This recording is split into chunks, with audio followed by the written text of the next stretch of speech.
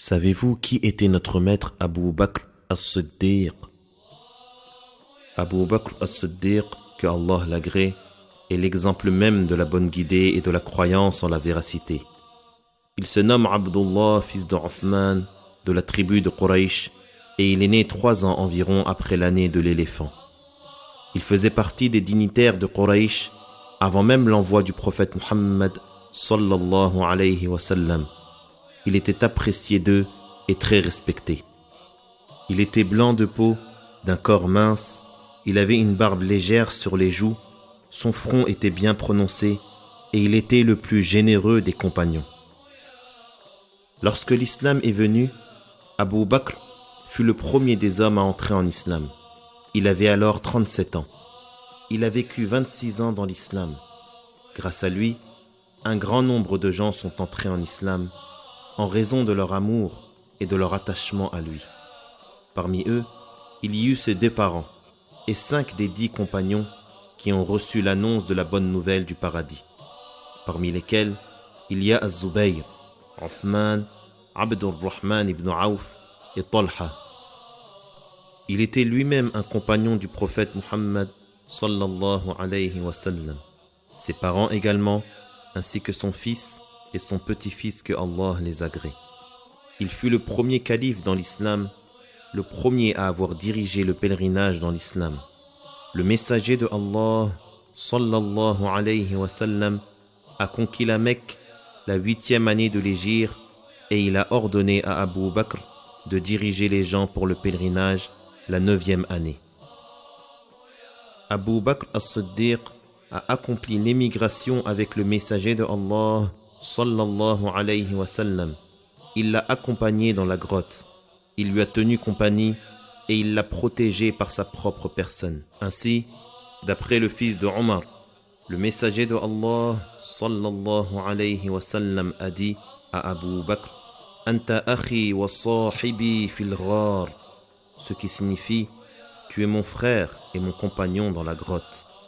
Abu Bakr lui demandait ainsi l'autorisation pour sortir et migrer, et le messager de Allah sallallahu alayhi wa sallam lui disait: La ta'jal, la'alla Allah yaj'alu laka sahiba, ce qui signifie ne t'empresse pas, il se peut que Allah t'accorde un compagnon pour ton émigration.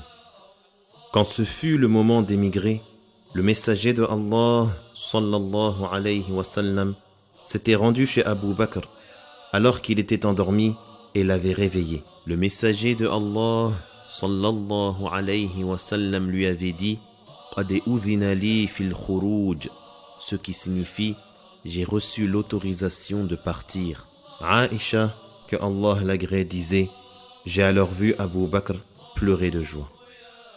Pour ce qui est des conquêtes et des occasions importantes, Abu Bakr, que Allah l'agrée, était présent le jour de Badr, le jour de Uhud, le jour du Khandaq et le jour de Al-Hudaybiyah, ainsi que dans toutes les occasions auprès du messager de Allah sallallahu alayhi wa sallam. Il faisait partie de ceux qui ont tenu bon auprès du messager de Allah sallallahu alayhi wa sallam le jour de Uhud et le jour de Hunayn, lorsque les gens avaient fui.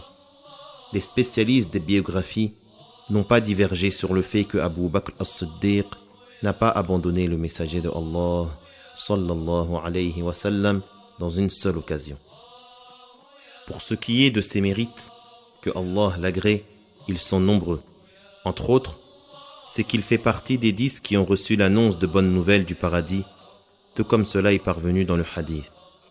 Il y a aussi le fait que le messager de Allah sallallahu alayhi wa sallam a dit: Inna li wazirayn min ahli as-sama'i wa wazirayn min ahli al-ard.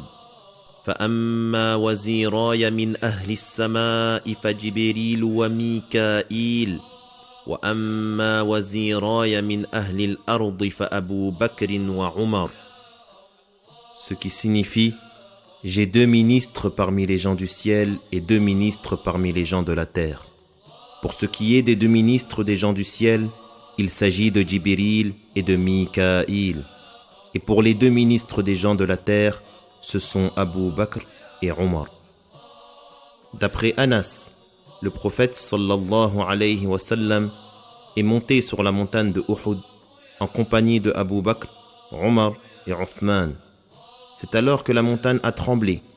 Le prophète sallallahu alayhi wa sallam a dit « Uthbut, fama alayka illa nabiyyun wa siddiqun wa shahidan » ce qui signifie « Sois ferme, Uhud.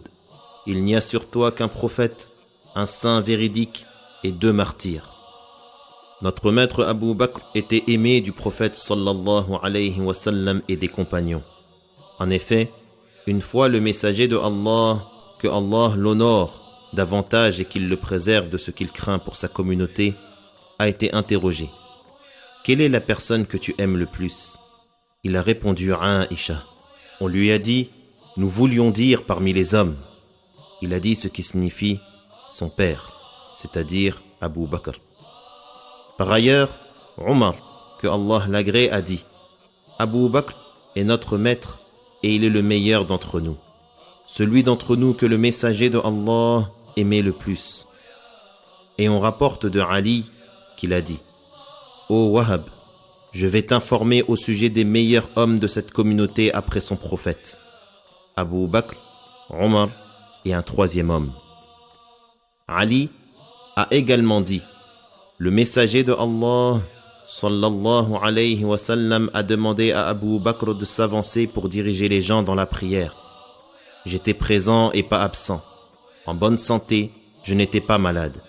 S'il avait voulu me demander à moi de diriger les gens, il me l'aurait demandé. Ainsi, nous avons accepté pour diriger nos affaires du bas monde celui que Allah et son messager ont agréé pour nous diriger dans notre religion. Il a été dit à Ali, que Allah l'agrée, parle-nous de Abu Bakr. Il a dit, c'est un homme que Allah Azza wa Jal a appelé Siddiq, saint véridique, par la langue de Jibril et par la langue de Muhammad sallallahu alayhi wa sallam. Il était le calife du messager de Allah pour diriger la prière. Il l'a agréé pour nous diriger dans notre religion. Nous l'avons accepté pour nous diriger dans notre bas monde. Concernant son ascèse, sa modestie et sa largesse, il est rapporté de Omar, que Allah l'agrée, qu'il disait « Le messager de Allah, sallallahu alayhi wa sallam, nous a donné l'ordre de faire des aumônes. Et il se trouvait que ce jour-là, j'avais de l'argent. Je me suis dit, aujourd'hui, je vais faire mieux que Abu Bakr, si je dois y arriver un jour. » Omar a dit « J'ai apporté la moitié de mes biens. » Le prophète, sallallahu alayhi wa sallam, a dit « Ma abqayta li ahlik » ce qui signifie « Qu'as-tu laissé pour ta famille ?» Il a dit « J'ai dit l'équivalent. » C'est alors que Abu Bakr est venu avec tout ce qu'il possédait. Le messager de Allah, sallallahu alayhi wa sallam, lui a dit « Ya Aba Bakr, ma abqayta li ahlik » ce qui signifie « Ô Abu Bakr, qu'as-tu laissé pour ta famille ?»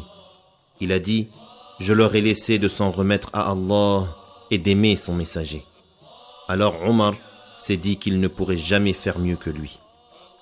D'après Abu Hurayra, il a dit « Le prophète alayhi salatu wassalam a dit « Ma nafa'ani malun qat, ma nafa'ani malu Abi Bakr » ce qui signifie « Aucun argent ne m'a été aussi utile que celui de Abu Bakr. » C'est alors que Abu Bakr s'est mis à pleurer et a dit « Se pourrait-il que ma personne et mes biens soient autrement qu'entièrement dévoués à toi, ô messager de Allah ?»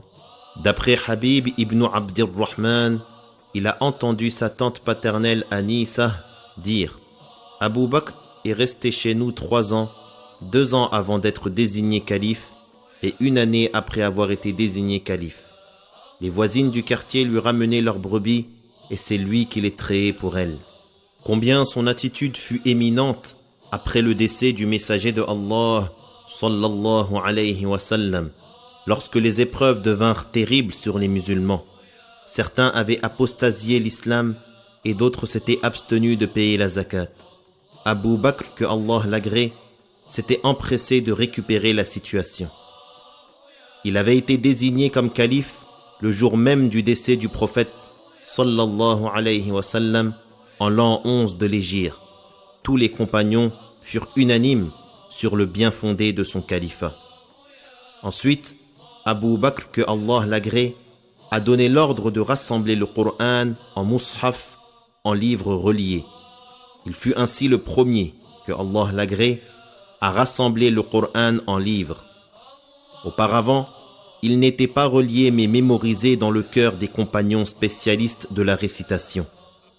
Il était écrit sur différents supports, sur du tissu, du cuir et d'autres choses encore. Ceci est un exemple de bonne innovation qu'a instauré Abu Bakr, que Allah l'agrée, et sur laquelle les compagnons furent tous d'accord. Abu Bakr as-Siddiq, que Allah l'agrée, est décédé la 13e année de l'hégire, à l'âge de 63 ans. Son califat a duré 2 ans, 3 mois et 10 nuits. Lorsqu'il fut près de mourir, il a proposé aux musulmans de lui choisir comme successeur Omar ibn al-Khattab, que Allah l'agrée. Il y a eu divergence à propos de la cause de son décès. Omar ibn al-Khattab, que Allah l'agrée, a dirigé la prière funéraire en sa faveur et Abu Bakr fut enterré dans la maison de Aïcha, que Allah l'agrée.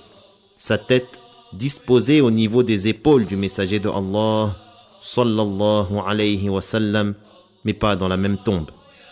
Il fut son compagnon dans la vie et il continue d'être à ses côtés après sa mort. Que Dieu agrée notre maître Abu Bakr.